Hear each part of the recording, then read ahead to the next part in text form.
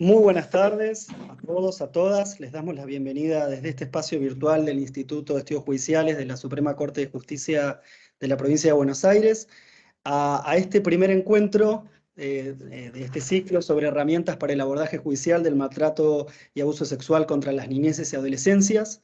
Esta actividad que empezamos hoy y va a continuar todos los martes hasta el 15 de noviembre, siempre en este horario de las 15 horas. La hemos organizado conjuntamente desde el Instituto con la Asociación Judicial Bonaerense. Acá nos acompañan Marcelo de Gori, María Pisano, Mariela Gómez.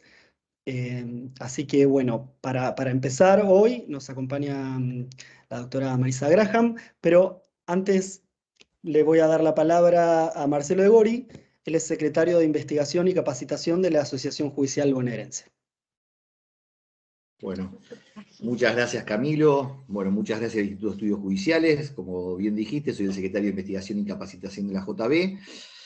En primer lugar, agradecer a todos los compañeros que se han inscrito, que han participado, especialmente a la expositora de hoy, a Marisa Graham, defensora de los derechos de las niñas, niños y adolescentes de la Nación, a Marcelo Greco, ahí director de Relaciones Institucionales de la Defensoría, al Instituto de Estudios Judiciales por haber ahí permitido organizar de esta manera, y la verdad que sin ningún problema, estos talleres que constan de 4 charlas o de 4 capacitaciones, y bueno, y a todas las compañeras ahí de la AJB que se pusieron el hombro para ir haciendo todos los contactos.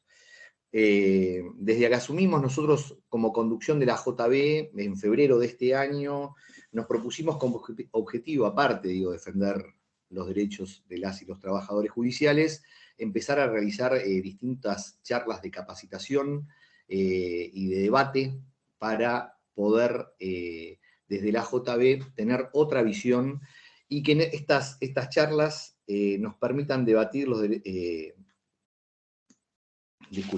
generar debatir entre nosotros, las y los trabajadores judiciales, y con la sociedad. Es por ello que organizamos este taller con la idea, como sindicato, de fijar una postura, de transmitir las ideas que tenemos y de ponerlas en debate y de comenzar una relación de trabajo, tanto con la Defensoría como con el Instituto de Estudios Judiciales.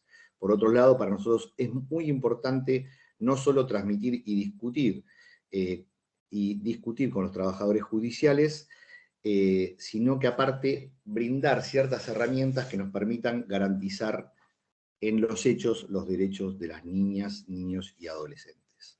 Por otro lado, para nosotros tenemos la posibilidad hoy de llegar a un montón de afiliados y afiliadas, trabajadores judiciales y trabajadoras judiciales, que en el futuro, y esto es la experiencia que tenemos, van a ser los funcionarias, las funcionarias, los funcionarios, los magistrados y las magistradas del futuro.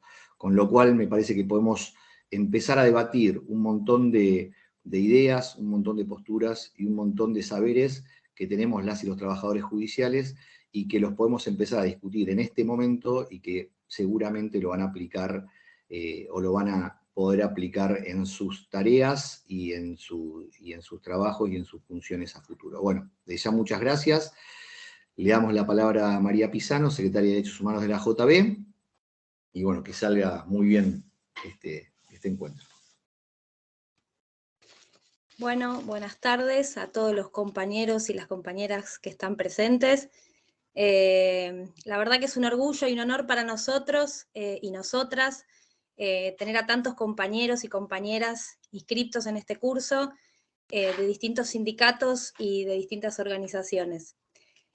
Un orgullo además porque hace mucho tiempo que venimos pensando en la problemática en torno a la niñez y a la adolescencia, y es uno de los ejes que queríamos abordar también desde la Secretaría de Derechos Humanos, y hoy, bueno, lo podemos empezar a hacer realidad con el inicio de esta capacitación. En este sentido, empezamos a pensar en los trabajadores y en las trabajadoras judiciales, que en la mayoría de los casos ingresan al Poder Judicial sin preparación en este tipo de problemáticas, y cómo impacta eso en el acceso a la justicia de la sociedad en general. Lo que sucede en realidad es que esas herramientas están y muchas veces no se sabe que existen o no se sabe cómo funcionan. Para nosotros y para nosotras, creemos imprescindible y creemos que falta una mirada integral sobre la problemática y el abordaje de todos estos temas que tienen que ver con niñez y adolescencia, y que esto requiere un trabajo interdisciplinario entre distintos organismos del Estado y de la sociedad en general, y no solo siempre del Poder Judicial, que en algunos casos se da y en otros casos no.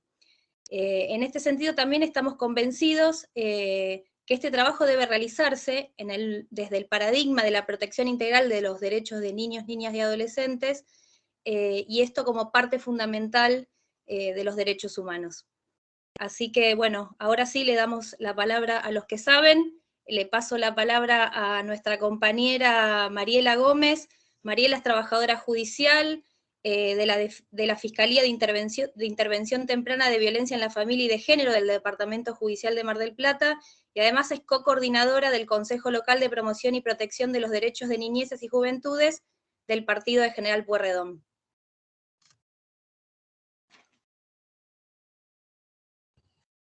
Bueno, buenas tardes a todos y a todas.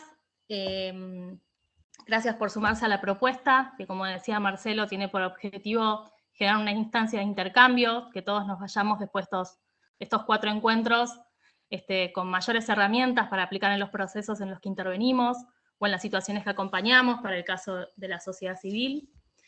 Quería aclarar que los consejos locales de niñeces y adolescencias, para aquellos que no los conocen, son órganos públicos de incidencia política que están creados por la ley 13.298. Hay aproximadamente 40 consejos locales en toda la provincia y varias juntas promotoras que están conformando sus consejos. Son espacios que están integrados por representantes de la sociedad civil y por distintos estamentos del Estado. A mí me toca presentar a Marisa Graham, que es un honor, por supuesto, tenerla en este inicio de estos encuentros. Marisa es abogada especialista en Derecho de Familia, profesora adjunta de grado y posgrado en Derecho de Familia y de Niños y Niñas de la Facultad de Derecho de la Universidad de Buenos Aires, profesora de posgrado de la Facultad de Ciencias Sociales de la misma universidad y directora de la Diplomatura de Posgrado Derechos de la Niñez y la Adolescencia en Contextos Sociales, Políticos y Culturales. Fue asesora de la Comisión de Tratados de Derechos Humanos y de Integración de la Convención Constituyente del año 1994 y ocupó varios cargos relacionados con la materia en la provincia de Buenos Aires, la Ciudad Autónoma de Buenos Aires y la Nación. Actualmente es la defensora de los derechos de las niñas, niños y adolescentes de la Nación. Solamente para aclarar, ahora le pasamos la palabra a Marisa. La idea es tomarnos el gusto de escucharla y podemos ir haciendo algunas preguntas por el chat y después cuando ella termine de exponer, la idea también es que podamos levantar la mano para hacer alguna pregunta verbalmente. Y otra cuestión importante es que se emitirán certificados para aquellas personas que asistan a los 4 encuentros. Bueno, muchas gracias.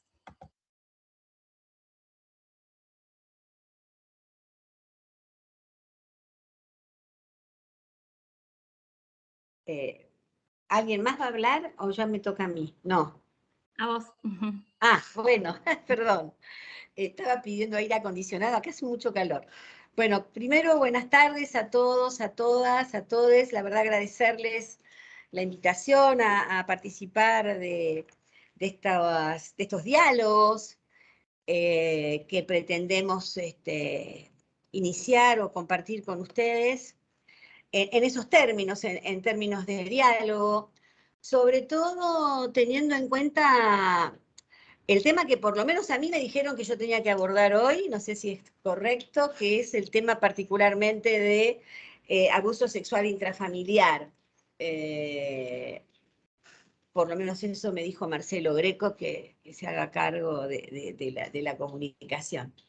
Pero si quieren podemos hablar también de otras cosas, pero la verdad que este tema es un tema que además de ser de interés para ustedes seguramente, también es de mucho interés para esta defensoría y para nosotros y nosotras en particular. Primero porque evidentemente el abuso sexual infantil y sobre todo el intrafamiliar es una de las vulneraciones de derechos también tal vez más desgarradoras, ¿no? Que pueda sufrir en la vida una persona y sobre todo en su etapa de infancia o adolescencia. Y por otro lado también cuando esa vulneración que llamamos abuso sexual infantil intrafamiliar, además viene de un sujeto o por de parte de un sujeto que es el sujeto que está llamado a cuidar, a proteger, a garantizar los derechos o el ejercicio de los derechos de esas niñas y esos niños, pero además el encargado de amar a esa persona, a ese niño o esa niña, porque nadie cuida si no ama, ¿no? O nadie cuida, o nadie, y también el amor significa el cuidado, entonces en aquellos lugares donde se supone que debe suceder el amor, a veces sucede el horror en la vida de niñas, niños y adolescentes.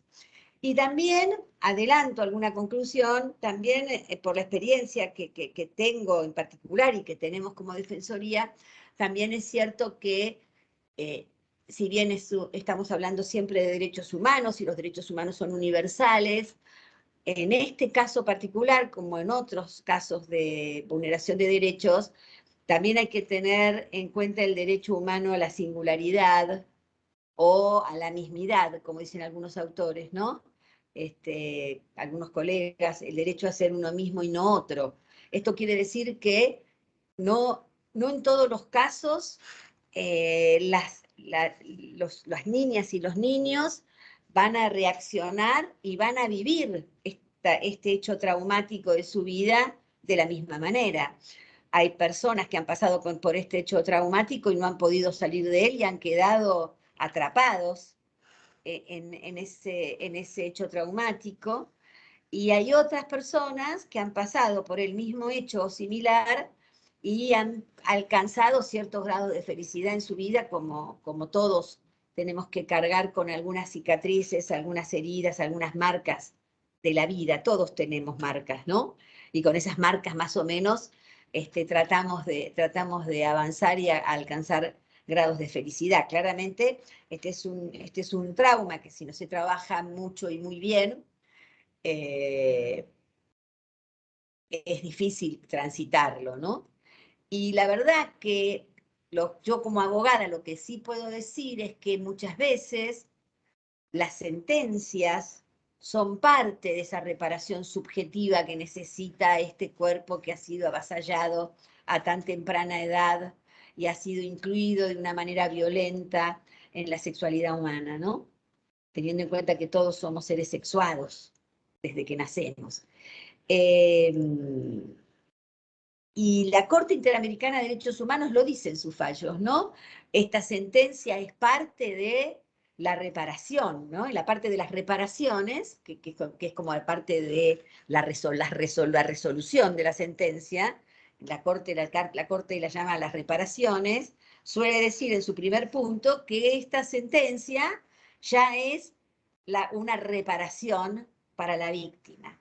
Ahora, los que trabajamos o lo que hemos trabajado poniendo el cuerpo con niñas, niños, nenas, nenes, chicas y chicos, sabemos que a veces es más fácil restituir un derecho que restañar una herida, ¿no? Una herida subjetiva. Entonces necesitamos también del acompañamiento de otras disciplinas. Pero nosotros tenemos un problema en la República Argentina y en el mundo, que es el tema de la violencia contra los niños y esta manifestación que tal vez es la más cruel, ¿no? A veces yo he hablado de la violencia y la crueldad contra los niños, que parece lo mismo, pero no lo es, ¿no? La crueldad es hacer daño de forma sistemática. Y hay niños sometidos a torturas, ¿no? A veces en los ámbitos de su propia familia. Pero el tema del abuso sexual intrafamiliar, y en la mayoría de las veces, muchas de las veces, en altos porcentajes, en Francia más de un 60%, en Italia más de un 50%, cuando es intrafamiliar y es con el propio progenitor o por el abuelo, ¿no? Hay algo que también se rompe, en la sociedad toda y se rompe para la humanidad, que es la prohibición del incesto. Y esto es algo que desde la Defensoría estamos empezando a trabajar desde otro lugar, porque yo les voy a confesar algo que lo dije públicamente y fue etapa de algunos portales y no me trajo muchos amigos, pero lo sigo sosteniendo, y es que aquellos que nos dedicamos a los derechos de los niños hace muchos años, 30 años, o más, no voy a decir ya cuántos, debo confesar, y creo que todos debemos confesar los que estamos en esa condición, que en este punto fracasamos, ¿no? Y yo hago una sinonimia con el movimiento de las mujeres, libertarios de las mujeres, libertarios en el mejor sentido, ¿no? De la palabra libertad, claramente, hoy tan devaluado, ¿no? Ese término. O los feminismos han avanzado muchísimo en sus luchas, en nuestras conquistas, desde la ley de identidad de género, el matrimonio igualitario, ¿no? Las diversidades, en la ley de interrupción voluntaria del embarazo, etcétera. Pero tenemos ese techo de cristal que es no poder bajar el número de femicidios por día o por cada 34 horas que hay en la República Argentina. Es como que ahí hay un núcleo duro que todavía no podemos resolver. Con el tema del abuso sexual infantil, yo diría que el mundo de las infancias y las adolescencias y todos aquellos que desde distintos lugares actuamos en aras de garantizar sus derechos, con distintos niveles de responsabilidad y con distintas aristas desde cuales ver esta misma situación o esta misma vulneración, también hemos fracasado. La verdad que no le hemos encontrado la vuelta. No en términos de cómo atendemos al niño o a la niña que ya ha sido víctima, sino en términos de cómo hacemos para prevenir los abusos sexuales infantiles y sobre todo los abusos sexuales intrafamiliares, que vienen, porque el abuso sexual intrafamiliar, me adelanto un poquito, pero el abuso sexual intrafamiliar tiene que ver también con que para la víctima develar la violación, su abuso sexual, suele ser más tardío porque ella sabe, él sabe, la nena, el nene sabe que lo que diga a través de la palabra o a través de su cuerpo, puede generar consecuencias dañosas para aquel o aquella que, más allá del daño que le provoca, ella o él ama profundamente, como puede ser su papá biológico o su abuelito.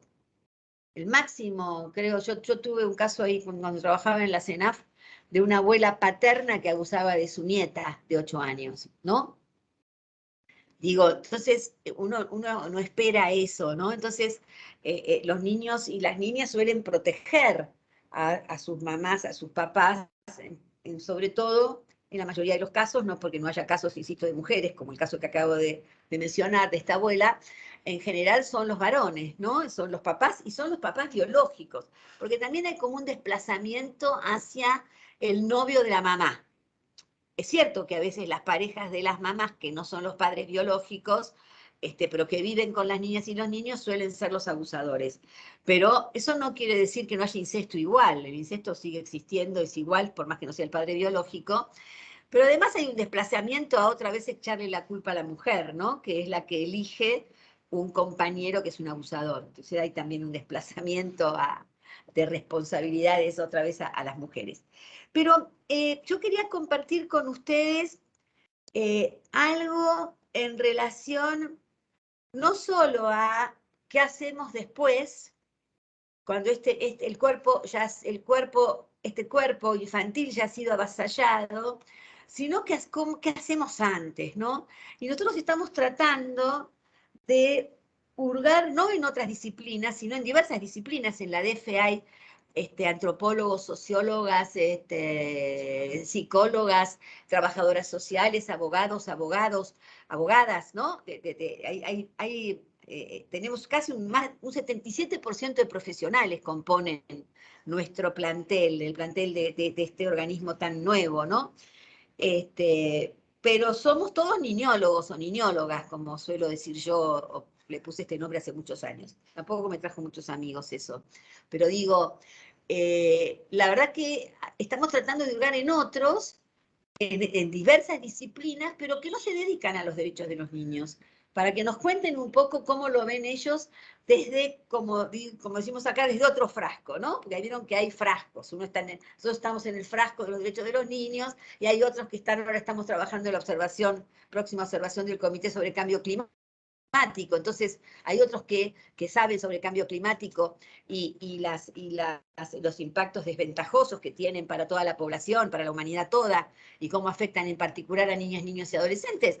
Y esas personas hablan un idioma que por lo menos yo desconocía hasta hace poco que tuvimos una reunión con ellos, porque estamos armando colaborando con esta observación general. Quiero decir que yo estoy tratando de ver cómo escuchamos otras voces que no se refieran en particular a derechos de niñas, niños y adolescentes, pero que puedan dar cuenta de algo, por qué sucede lo que está sucediendo, por qué está avasallándose el cuerpo de los niños y también atravesando esa línea de la prohibición del incesto que Freud hablaba en Tótem y Tabú, ¿no? Yo me puse a pensar, esto no es de ahora, hace rato, así que los que ya me escucharon pido disculpas, pero me parece que es interesante.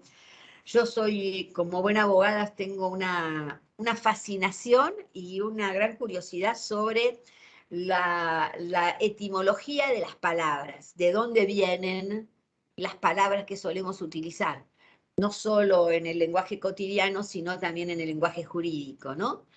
Por ejemplo, saber que la palabra matrimonio viene del latín y de dos palabras, que es matriz, matri es de matriz, y monium es carga, por lo cual, compañeras, el matrimonio es carga de la mujer. Eso es lo que quiere decir la palabra matrimonio. Como patrimonio es carga del pater, carga del varón. Entonces, cuando una a veces piensa en estas tareas de cuidado, etcétera, y por qué tenemos la sobrecarga y bueno, todo esto que ahora está muy en boga, por suerte, con leyes, normas, etcétera, más allá que yo no estoy de acuerdo con la postulación de la desfamiliarización del cuidado, todo lo contrario. Más allá de eso, creo que, bueno, a veces las palabras marcan, ¿no? Y tienen un sentido. Fíjense el peso que tiene la palabra, matrimonio, carga de la matriz, por lo cual vos sos, señora, compañera, mujer, joven, la encargada de sostener esto, ¿no? La carga, tenés la carga de sostener este matrimonio. De la misma manera que el señor tendría la carga de proveer para que ese matrimonio se sostenga. Entonces, me parece que eso es interesante analizar. Y en ese plano busqué en el diccionario, no en Google, en el diccionario como la gente, si existe eso, de dónde viene la palabra víctima. Y les voy a leer, porque es el diccionario, de dónde vienen las dos acepciones de la palabra víctima. Dice, escuchen, porque es bien interesante. Para mí es interesante, qué sé yo, ojalá que les interese a ustedes y les sirva. Primera acepción, comillas, persona o animal sacrificado o destinado al sacrificio. Fíjense lo que es la palabra víctima, ¿no? Persona o animal sacrificado o destinado al sacrificio. Y la segunda acepción es persona que escuchen, porque es interesante, persona que se expone u ofrece a un grave riesgo en obsequio de otro. En obsequio de otro. Entonces, cuando aparece la palabra sacrificio, en la primera acepción y también en la segunda, y en la palabra ofrecimiento, voy a buscar qué significa la palabra o qué hay atrás de la palabra sacrificio. Y la palabra sacrificio tiene las siguientes acepciones. Ofrenda a una deidad en señal de homenaje o expiación. Segunda acepción. Y no quiero hacer de esto una cuestión religiosa, sino que estoy hablando de los símbolos. Los signos que hay, atrás, los símbolos que hay atrás de estos signos, que son las palabras, ¿no? La segunda acepción es acto de sacerdote al ofrecer en la misa el cuerpo de Cristo bajo las especies del pan y el vino en honor de su eterno Padre. Y la otra, y la tercera por último, acto de abnegación inspirado en la demencia del amor. Es muy fuerte, ¿no? Porque digo, yo cuando me puse a leer esto digo, pero qué interesante. Hace rato que vengo estudiándolo y seguí hurgando. Voy a tratar de compartir algunas cosas con ustedes en relación a este estudio, ¿no? Entonces, fíjense, aparece la palabra homenaje, homenaje a una deidad, un otro con mayúsculas. Aparece la palabra en ofrenda al Padre, ¿no? Al Eterno Padre. Y aparece también el tema del amor, la demencia del amor, ¿no? Entonces, también pensé en otro seminario que di hace poco en la FACA, la Federación de Argentina de Colegios de Abogados, también asociando con esto, ¿no? De violencia, sacrificio y lo que significan estas dos palabras y cómo se entrelazan.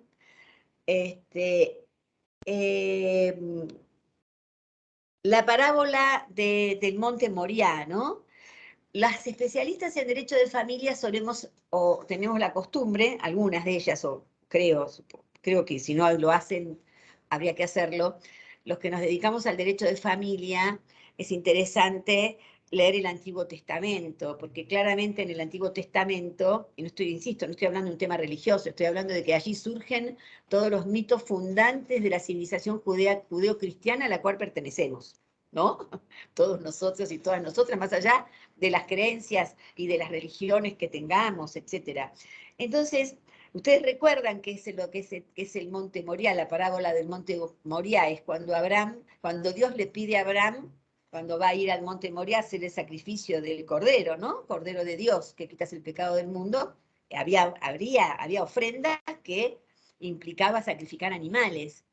Y un día Dios se le aparece a Abraham era un señor que hablaba mucho con Dios, y Dios hablaba mucho con Abraham, y le dice, esta vez tendrás que ir al Monte Moriah, pero tendrás que sacrificar a Isaac, que era su único hijo. No sé si recuerdan que Sara no podía tener hijos, bueno, en fin.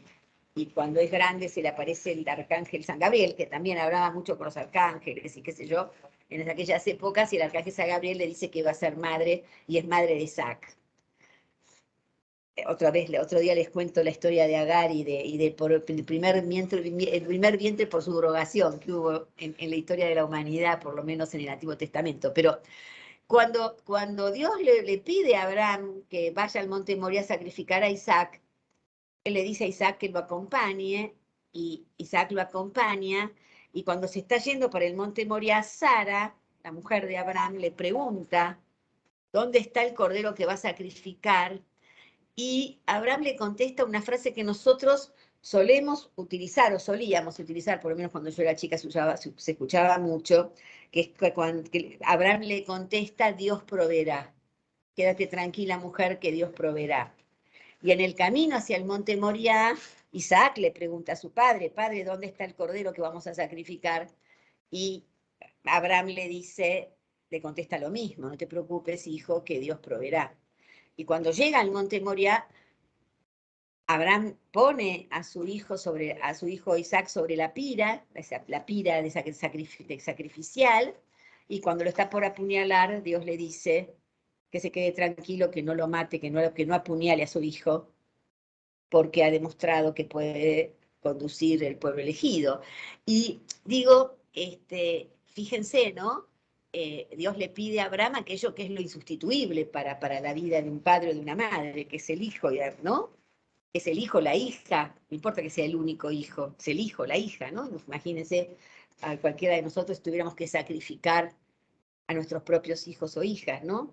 Entonces, me parece que ahí también hay algo que tiene que ver con la víctima, el sacrificio, y otro tema que tiene que ver con el secreto, porque cuando Sara pregunta y ve que Abraham va al monte Moriah sin cordero, uno puede presumir, por lo menos yo presumo, que Sara sabe que si no hay cordero, el que va a ser sacrificado va a ser Isaac. Y se guarda el secreto para sí. Y Abraham claramente lo sabe. Isaac cuando pregunta también sabe que si no hay cordero, el sacrificado va a ser él. Y esto lo asocio porque la verdad que el abuso sexual intrafamiliar es un secreto que las familias suelen guardarse para sí, consciente o inconscientemente, ¿no? Yo he escuchado decir a veces o muchas veces cómo la mamá no se dio cuenta. Yo tuve un caso de una jovencita en los 5 años que volvía, del 2015 a 2019, que volvía al estudio, una jovencita de 19 años que vino con su mamá a denunciar que su papá biológico abusaba de ella desde los 9 años. Y ella se animó a decirlo recién a sus 19 años, cuando cumplió 19 años, pensando que era mayor de edad a los 19 y no a los 18, por eso vino a los 19. Y ella se lo dijo a la mamá, y la mamá en ese mismo momento, cuando la hija le devela este secreto que tiene guardado para sí, la mamá inmediatamente tiene una muy buena reacción, cambia la cerradura, llama a su marido, que estaba casada, que es el progenitor de su hija, le dice, lo insulta y le dice: no vuelvas a casa, nuestra hija nos contó lo que le haces, no vuelvas nunca más, y te vamos a hacer, y ya salimos a hacer la denuncia, cosa que hicimos ese día, frente a un fiscal que por suerte nos tomó la denuncia, lo persiguió y lo encontró además al señor, cosa que no suele suceder. Encontramos un buen fiscal, cosa que tampoco suele suceder mucho o demasiado. Es decir, no encontrar buenos o malos fiscales, sino que se investigue a cabalidad el delito, ¿no? Y que se busque al delincuente, en este caso al criminal.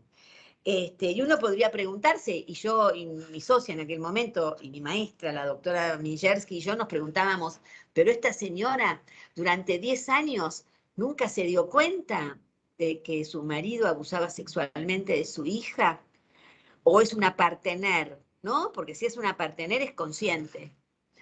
Pero también es cierto que hay veces, hay momentos en que uno prefiere no ver, y no conscientemente, sino inconscientemente, ¿no? No es un problema de ocultar. Una cosa es ocultar conscientemente, y otra cosa es no poder ver aquello que a veces nos pasa por enfrente de nuestras propias narices, pero a veces es como que el cuerpo y la mente se resguardan de algo que no puede, de una verdad que no pueden soportar, ¿no?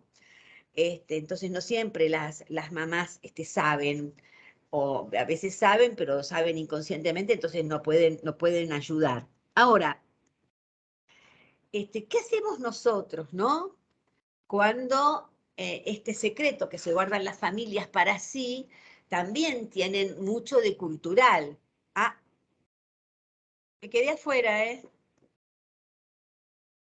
Te escuchamos perfecto, Marisa, ¿eh? 30 minutos. Ah, porque ya te pasaron los 40 minutos. Desde que Marisa, empezó. Desde las 5. Marisa, no sé si nos escuchás. No Nosotros sé te qué escuchamos pasa, bien. ¿eh?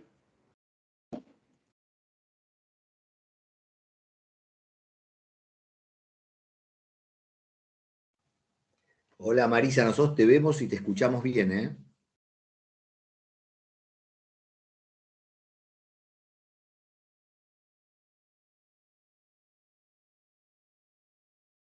Ah, ahí volvimos. ¿Me Sí, escuchan? sí, Ah, no tuvimos bueno, problemas para perdón. escucharte. Estamos bien.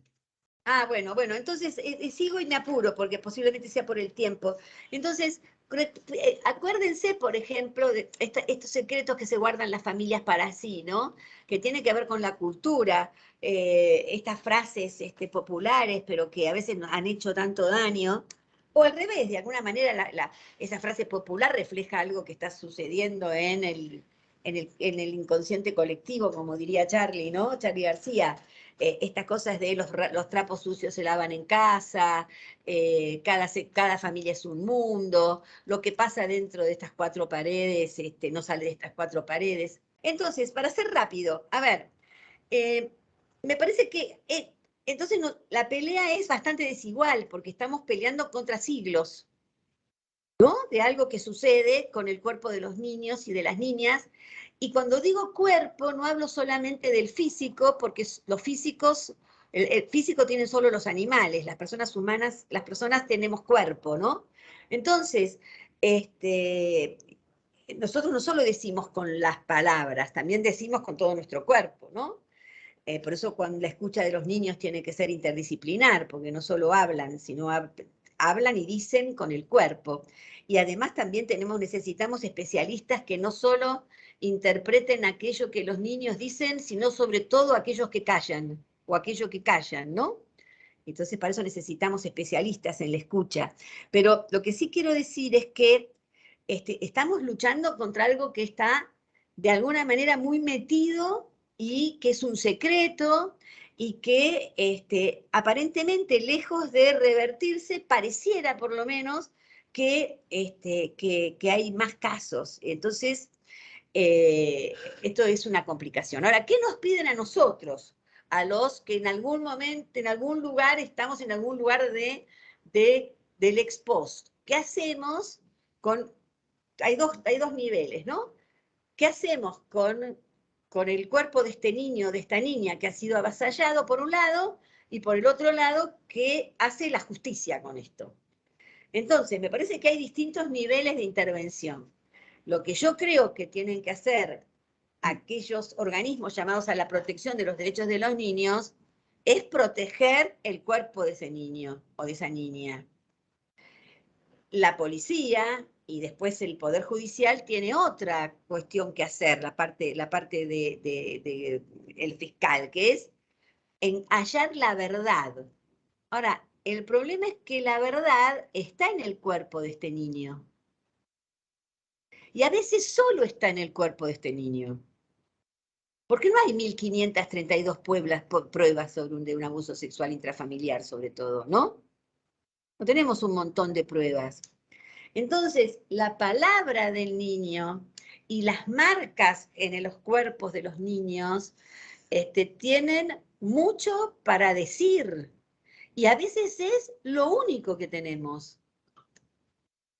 Entonces, nosotros siempre solemos decir acá en la DF, es increíble, ¿no? Porque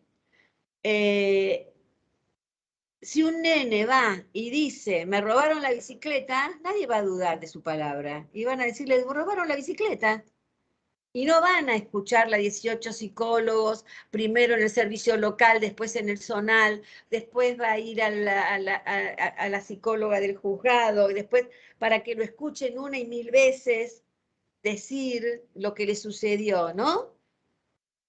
Bueno, me robaron la bicicleta. Y le robaron la bicicleta. Y entonces van a decir, bueno, no vale la pena que hagamos la denuncia, porque total, ¿cómo vamos a probar? No sabés quién fue, ¿no? Fue un hurto, en realidad no fue un robo, porque por ahí no hubo violencia en las cosas, porque él dejó la bicicleta tirada, o sí fue un robo porque hubo violencia en las personas o en las cosas, pero nadie va a dudar de la palabra del niño o de la niña. La pregunta es por qué se duda cuando una nena o un nene dice de diversas maneras, como el cuerpo de los seres humanos podemos decir, sobre todo los más chiquitos y las más chiquitas, que fue abusado o que fue violada.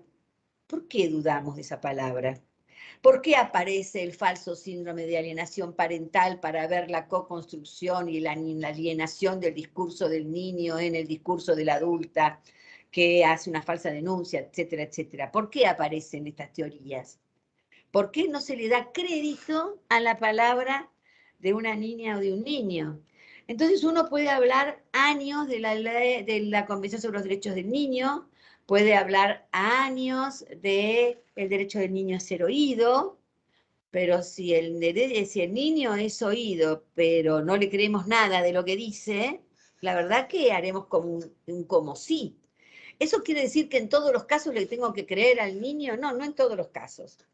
Pero cuando el niño denuncia que se ha cometido un delito y ese delito involucra todo su cuerpo y toda su humanidad, no veo por qué esa palabra no es primero creída. Después que se investigue, pero ahora se hace lo contrario. No, a ver, no en todos los casos. En algunos casos que nos llegan a la Defensoría, se hace lo contrario. Es decir, primero tengo que descubrir si el niño dice la verdad o no. O la niña dice la verdad o no. Es al revés. Primero tengo que aceptar la denuncia, le tengo que creer, y en todo caso después las pruebas posiblemente contradigan esa palabra que dio el niño o la niña.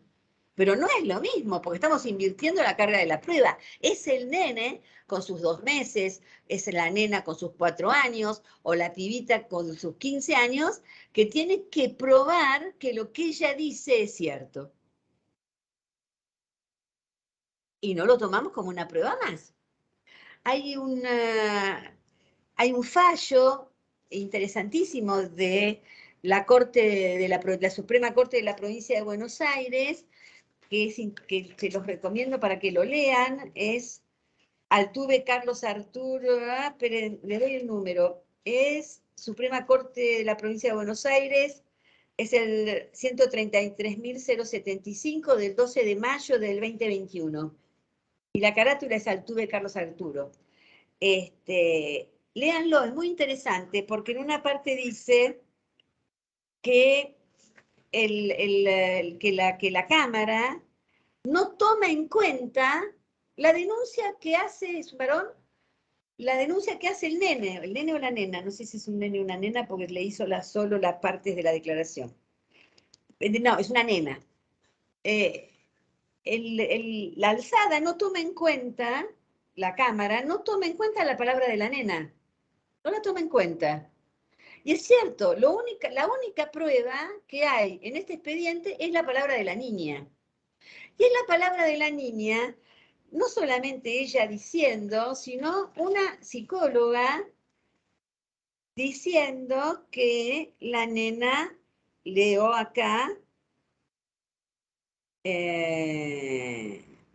¿dónde está? Bueno, no lo encuentro ahora, pero ella dice, la psicóloga dice que la nena tiene evidentes signos de haber sido víctima de un abuso sexual, que no hay ninguna razón para dudar de la palabra de esta nena. Y a pesar de eso, no solo descalifican la palabra de la nena, sino que también descalifican la palabra de la psicóloga.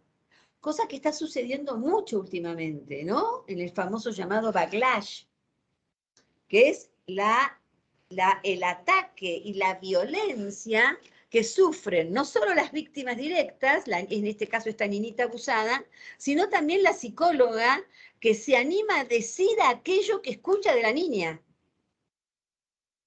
Y que también es perseguida y también es acosada y también es amenazada, ¿no? Nosotros tenemos acá denuncias de backlash de organizaciones de trabajadoras sociales, de psicólogas, de psicoanalistas, que también que vienen a denunciar este fenómeno del backlash. Y fíjense que lo que dice es, lo que dice la Cámara para desestimar la denuncia es que es solo la palabra de la niña en solitario. Pero no es solamente la palabra de la niña, es la palabra de la niña y la opinión de una experta que le escucha y que le dice y asesora al tribunal y le dice, hay signos evidentes en esta niña de que esta niña ha sido víctima de abuso. Entonces, nos parece interesante porque es un fallo que revierte y manda de nuevo el expediente a primera instancia para que se investigue. ¿Y por qué me parece interesante? Porque aquí hay 2 cosas bien importantes. La primera es trabajar mucho y mejor el derecho del niño a ser oído. Y tener muy en claro para ustedes que son funcionarios del Poder Judicial, que la escucha de un niño en un proceso no es un momento, no es solo un acto procesal, lo es, pero no es solo un acto procesal, y no es solamente 20 minutos. Es un proceso la escucha de un niño o una niña víctima, o por lo menos que denuncia abuso sexual infantil, porque la develación no sucede de un momento para otro, hay mucho escrito sobre este tema, por lo cual, cuando hay una denuncia de abuso sexual infantil sobre todo el intrafamiliar, donde ahí no solamente hay temor a una represalia, sino fundamentalmente hay una protección del niño, aquel que que lo agrede o lo violenta o abusa o lo agrede, sí, o lo abusa sexualmente de él, porque sabe que su palabra le puede traer consecuencias a esa persona, que suele, si es el papá, él quiere a su papá, o quiere a su abuelo, o quiere a su hermano, y entonces no prefiere someterse a este sacrificio en amor a este otro con mayúsculas, que es aquel que debiera protegerla y que debiera garantizar sus derechos. Entonces, la primera cosa es trabajar un poco más el famoso artículo 12 de la Convención sobre los Derechos del Niño y saber que el derecho del niño a ser oído y a que su opinión sea debidamente tomada en cuenta. No se trata de la niñocracia, de que sea escuchado en todos los casos. Yo no creo que tenga que ser escuchado en todos los casos, pero sí creo que es imprescindible que sea debidamente escuchado en este caso de abuso sexual intrafamiliar. Y por otro lado, nosotros sacamos una recomendación, que es la recomendación número 8, que les recomiendo que la lean, está en nuestra página web, que habla que desarrolla mucho el tema del derecho de los niños a ser oídos y oídas, y tiene cosas bastante interesantes, por lo menos para la DF. Y tenemos otra recomendación, que es la recomendación número 2, que habla del abuso sexual y la vinculación y las vinculaciones forzadas, ¿no? O las revinculaciones forzadas, que también les recomendamos que la lean si tienen ganas. Pero hay algo que a nosotros nos preocupa, que está en la recomendación número 2, que es que tenemos el siguiente problema, y es un nudo crítico, y que tiene que ver casi exclusivamente con el Poder Judicial. Ustedes tienen una demanda o una denuncia penal y tienen una denuncia civil, seguramente, porque se piden medidas de restricción se llama no de restricción de acercamiento, sino que primero que se vaya, después de exclusión del hogar, ahí me salía la palabra. De exclusión, de exclusión del hogar, del agresor, hay medidas. Esas medidas se toman en sede civil, aunque también las puede tomar el juez penal. Pero, ¿qué sucede? Muchas veces las víctimas, las niñas y sus mamás, o las personas que las acompañan en la denuncia, o los niños, ¿no? A veces no tienen la posibilidad de constituirse en querellantes, entonces se archiva muy rápidamente. Entonces, en la provincia de Buenos Aires tenía acá el dato, casi todos los departamentos judiciales tienen cámara Gesell. Y está bueno este instrumento, y se usa bien. Pero hay un alto grado de archivo de las causas penales. Entonces, toda esta conflictividad, porque el archivo de la causa es lo peor que puede suceder en este caso en particular. ¿Por qué? Porque el señor denunciado por este delito, porque el abuso sexual infantil es un delito, es un crimen, es un delito, el señor denunciado sigue sosteniendo que él es inocente. Y la niña, o aquella persona, y el mundo adulto que acompaña a la niña o al niño, sigue sosteniendo que él es culpable. Entonces, y esa conflictiva se traslada al juzgado de familia. Y ahí estamos años, con medidas de restricción, que son medidas cautelares, que se prorrogan sine die, y pocas veces se inician de un lado o del otro medidas de fondo, ¿no? Entonces la medida cautelar se convierte en una medida de fondo. Cuando una medida cautelar es eso, es una medida cautelar que debe ser corta en el tiempo. Entonces, nosotros solemos decirle a las mamás, por ejemplo, que vienen con su niño o su niño a hacer una denuncia, le decimos que prorrogue una vez, prorrogue 2 veces, pero a la tercera vez le decimos, pida lo que se llama una privación de responsabilidad parental. Y que entonces se inicie un expediente donde tal vez no pueda probar el abuso sexual intrafamiliar, pero puede probar otras causas que hagan que ese señor, si es el progenitor, sea privado de la responsabilidad parental. Y si es algún pariente, que los derechos que tiene como pariente en el Código Civil y Comercial de la Nación les sean impedidos. Pero hay que iniciar acciones de fondo, ¿no? Y me parece que eso se hace bastante poco. Y en la provincia de Buenos Aires, que también es mi provincia, pues yo soy bonaerense, tenemos también otro problema, que es que no sé bien por qué el asesor de menores no actúa como debiera actuar y en la medida que tiene que actuar.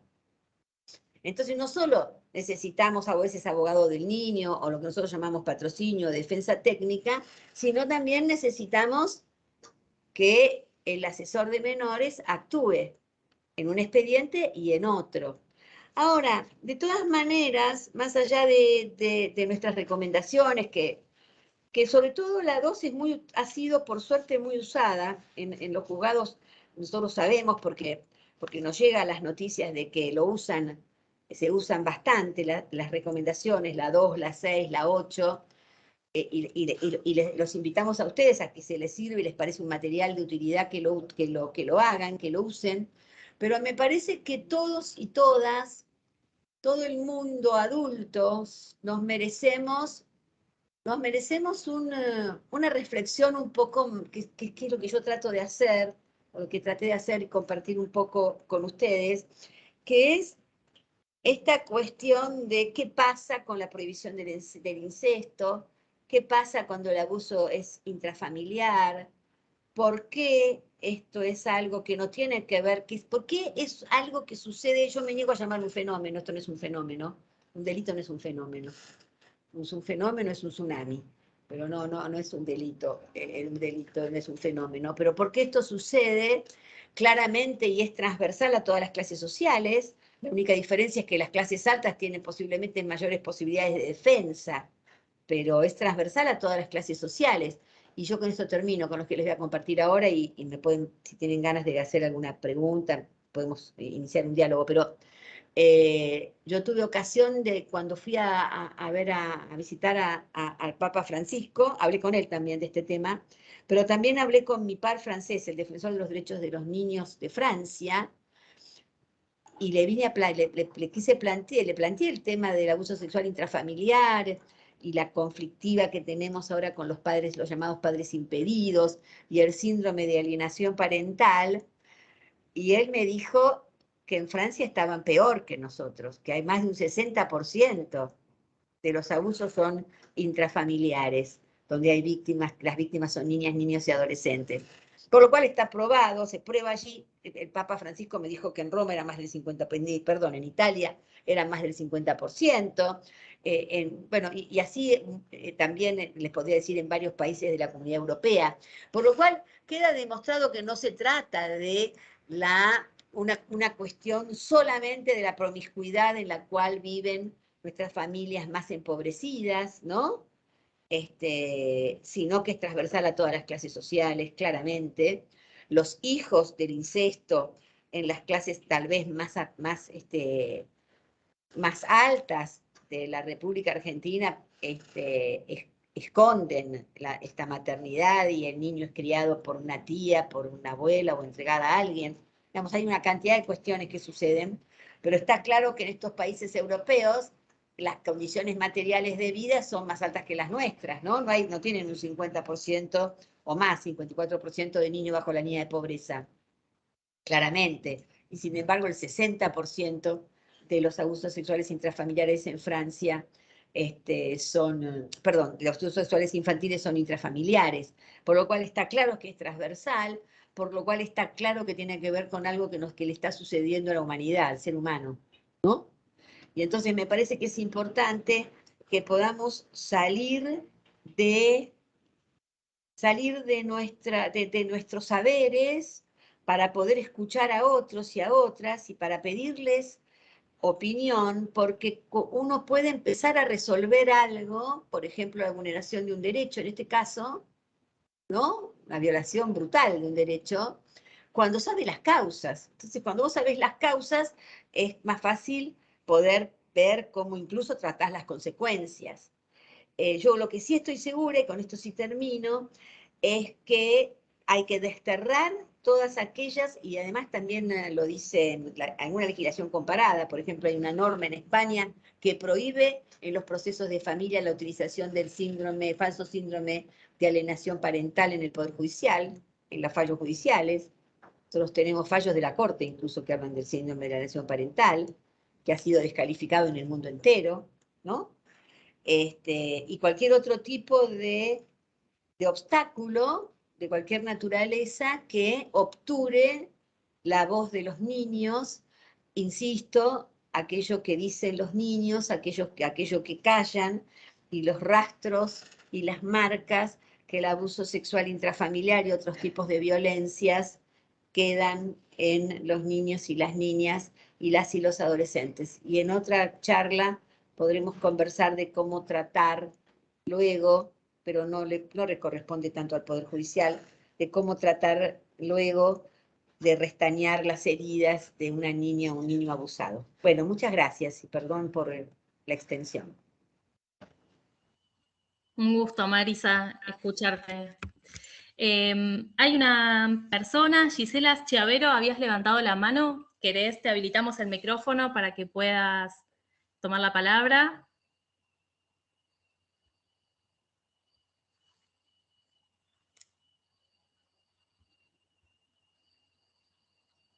¿Estás ahí, Gisela? Mientras aguardamos a Gisela, bueno, como decía recién Mariela, la opción de que puedan habilitar sus micrófonos para hacer alguna pregunta o aporte la doctora Graham. Bueno, acá está la mano levantada de Marcos Bouzas. Si te parece, Mariela, le damos la palabra a él. Sí, bárbaro.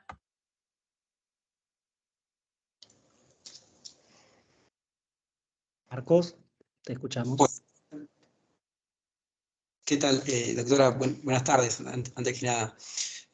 Yo, bueno, soy abogado particular en Mar del Plata y he planteado la inconstitucionalidad del archivo en casos como este, lamentablemente sin un resultado próspero.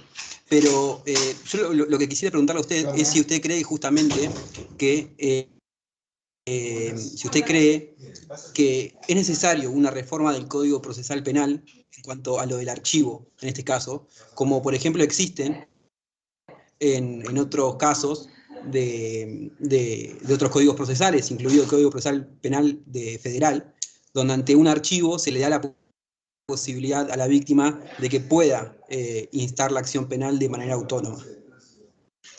Sí, yo creo que sí. Lo que pasa es que el problema no es ese que vos planteás y que está muy bien y que yo estoy de acuerdo con tu planteo, sino que la mayoría o muchas víctimas no tienen, primero no quieren pasar por el proceso, este es otro tema, pero además muchas no se constituyen en querellantes, ni siquiera en particulares damnificados, entonces tienen su accionar procesal es mucho más limitado, por lo cual lo que nosotros planteamos en la recomendación número 6 es, en relación, en la 2, perdón, es ¿me lo buscas?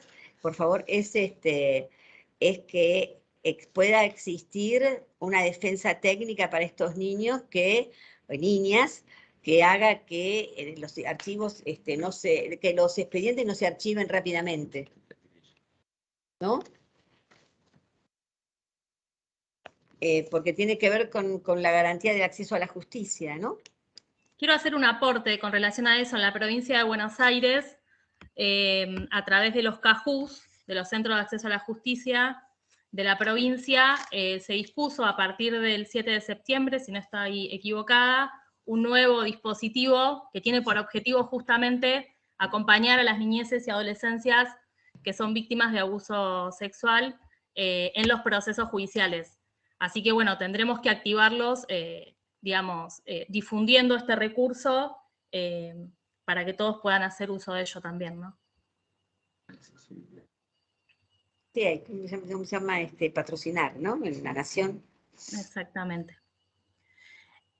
Hay un comentario acá de Germán Rojas que dice: el problema es una terrible debilidad de la condición moral y la responsabilidad de los adultos en relación a los niños y adolescentes. entiendo que esto lo estás diciendo desde el lugar de la familia, ¿no? O del ámbito de referencia de esas niñeces y adolescencias. Pero pensaba yo también, digamos, cuál es el problema en el Poder Judicial en esto de la cantidad de archivos que marcaba recién Marisa y que es una preocupación, si tiene que ver, digamos, solamente con esto o tiene que ver con que se desconoce a veces cuál es ese proceso de escucha, y por ahí Marisa tenía que ver con esto mi pregunta, cómo se hace ese proceso de escucha. Estoy pensando en cualquier niñez y adolescencia, pero también estoy pensando en los más chiquitos, que por ahí, digamos, los abusos ocurren cuando son muy chiquitos y recién, digamos, pueden denunciar cuando ya son mayores de edad. Ese mismo caso que vos recién nos mencionabas. ¿Cómo puede ser ese proceso de escucha? ¿Hasta dónde hay que ir? Bueno, mira, hay distintas opiniones en relación a eso y es un tema bien delicado, bien difícil, ¿no? Pero yo te respondería algo que viene planteando la Corte Interamericana de Derechos Humanos en varios fallos. El último que lo plantea, que yo recuerde bien fuertemente, es Ramírez Escobar contra Guatemala, pero lo había dicho antes, ya creo que no eran medidas previsionales, no me acuerdo, en Natala Rifo tampoco, bueno, pero seguro está en Ramírez Escobar con Guatemala, versus Guatemala, donde la Corte dice que los estados parte tienen que empezar a investigar sobre las posibilidades de escuchar a los niños y a las niñas, aún aquellos que todavía no tienen la adquisición del habla, ¿no? Es decir, a los niños y niñas aún más pequeños, a través de otras técnicas como los dibujos, el juego, etcétera, y tratar de que los niños y las niñas sean escuchados cada vez a más temprana edad, aunque, insisto, no puedan hacer uso de la palabra. Y esto los que trabajan con niños y el psicoanálisis de niños lo viene trabajando ya hace muchísimo tiempo. Yo trabajaba mucho con una psicoanalista de niños que fue discípula de Françoise Dolto, se llamaba Aida Sack, que fue la fundadora de la Casa Verde de los Niños, donde ella hablaba de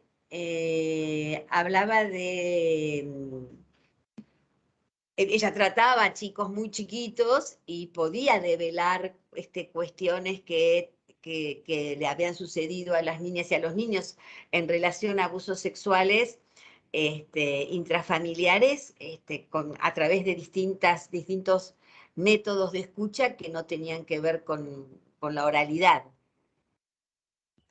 Carolina Leal pregunta si hay una estadística con relación a esto que vos mencionabas de los archivos. Sí.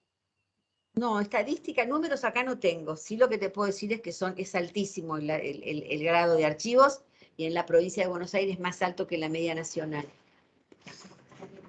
Le habilitamos la palabra a Alejandra Laperrier, que quiere hacer una pregunta.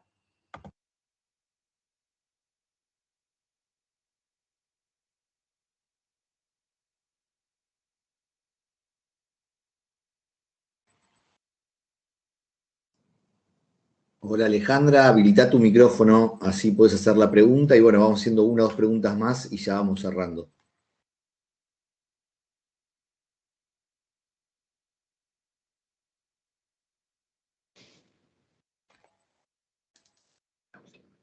Bueno, Alejandra.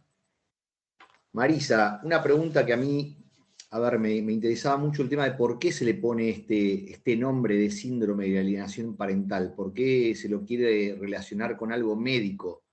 La cuestión de este síndrome, si es para desvirtuar de una forma más categórica la palabra de los niños, ¿viene por ahí la situación? Bueno, a ver, ustedes saben que esta es la creación de un señor que además resultó ser un pedófilo, que se llama Gardner, ¿no? Y lógicamente lo que quiere, a ver, ponerle síndrome de alienación parental es patologizarlo y darle entonces una entidad que no tiene. Eso quiero decir algo. ¿Eso quiere decir que las niñas y los niños no mienten? No, los niños y las niñas mienten porque todos los seres humanos mentimos alguna vez, o más de una vez, ¿no? Entonces, pensar que los niños y las niñas no mienten es ridículo porque es pensar que los niños y las niñas no son personas. Las personas mentimos. Ahora, una cosa es mentir y otra cosa es no creerle a una nena o un nene cuando denuncia de distintas maneras que su cuerpo fue avasallado. Entonces, y la idea de poner, fíjate que los que ahora están insistiendo y dándole otra vuelta de rosca al síndrome de alienación parental, lo que dicen es, bueno, no es un síndrome, saquémosle la palabra síndrome, pero la alienación parental existe igual, y a los fines es lo mismo, es obturar la voz del niño o la niña diciendo que esa voz está influenciada por una otra o un otro que le dice lo que tiene que decir. Adriana René Yuso quiere hacer una pregunta, está pobre con la manito así, hace rato que la veo. Hola, ¿qué tal? ¿Cómo Buenas estás? tardes, doctora. Bien. A mí me preocupa más allá de lo que pasa en la justicia penal, lo que pasa en la justicia de familia respecto al uso, tal vez como lo dijo en un momento, abusivo, la niñocracia.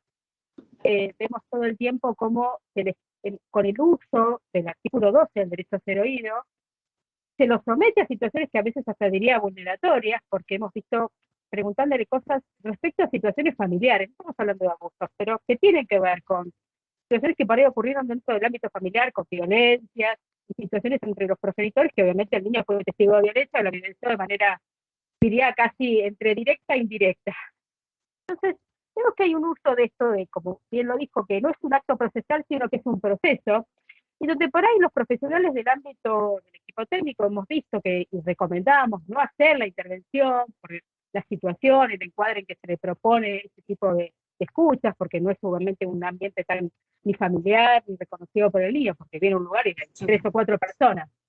Entonces, digo, ¿qué pasa con esto? Que los profesionales del derecho, los jueces, los secretarios, no están pudiendo ver y lo usan todo el tiempo, no como un proceso, sino como un acto procesal, que de no cumplirse tendría ante la Cámara una nulidad lo que se está haciendo. Entonces, me preocupa esta mirada, diría, como todo el tiempo sobrepuesta respecto del artículo 12, a tal punto de que le pueden declarar nulo todas las intervenciones realizadas en el proceso.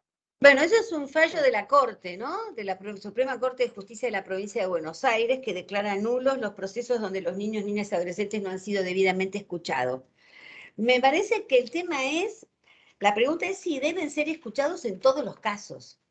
Entonces, hoy yo estuve hablando, yo no tengo ninguna duda que si estamos en un caso de abuso sexual infantil, la víctima tiene que ser escuchada, claramente, ahí no hay ninguna duda, en sede civil y en sede penal. Lo que yo no estoy de acuerdo, pero es mi opinión personal, es cuando hay cuestiones que tiene que resolver el mundo adulto y se involucra la palabra de los niños. Eso me parece que no es necesario, no lo hacíamos antes, no sé por qué tenemos que hacerlo ahora. Por ejemplo, ¿por qué tienen que participar los chicos en una disolución o adjudicación de los bienes gananciales? ¿Qué sé yo? A veces, entonces, a ver, no siempre los niños y las niñas deben ser escuchados. Ahora, en la violencia intrafamiliar, eso es complejo. ¿Por qué? Porque nosotros decimos, ya hace mucho, no es desde ahora, que un niño o una niña testigo de violencia intrafamiliar también es víctima.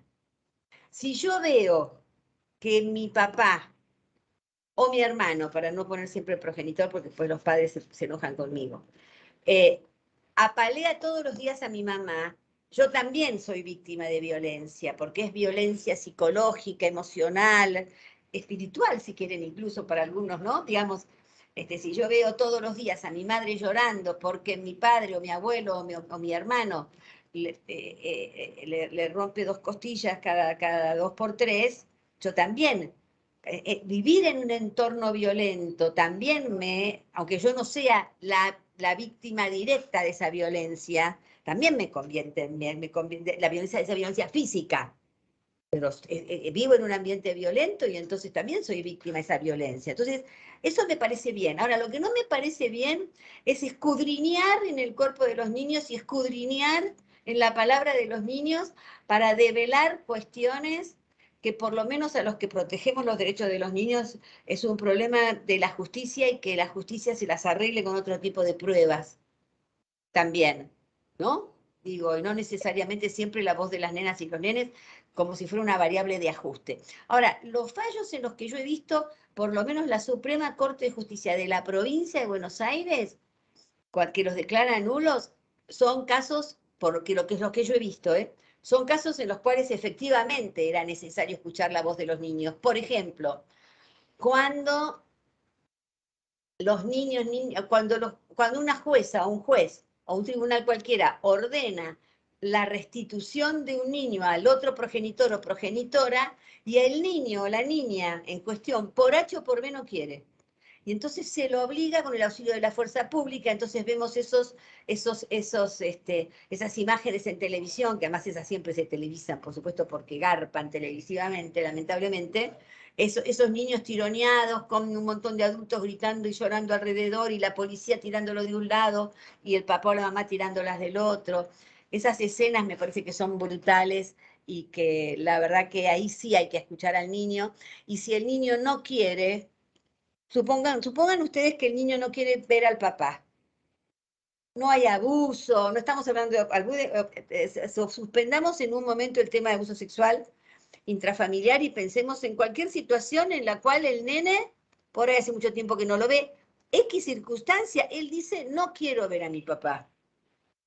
Entonces ahí lo que amerita es iniciar un proceso donde el niño se trabaje para que el niño en algún momento llegue a ver a su papá o a su mamá, o a su abuelo, o a su tío, o a sus hermanos. No obligarlo por la fuerza, con el auxilio de la fuerza pública, a hacer algo que no quiere, pero sí armar un tipo de dispositivo no violento para que el niño no esté en el medio de una situación como la que solemos ver en la televisión, lamentablemente. ¿Se entiende lo que quise decir? ¿Sí?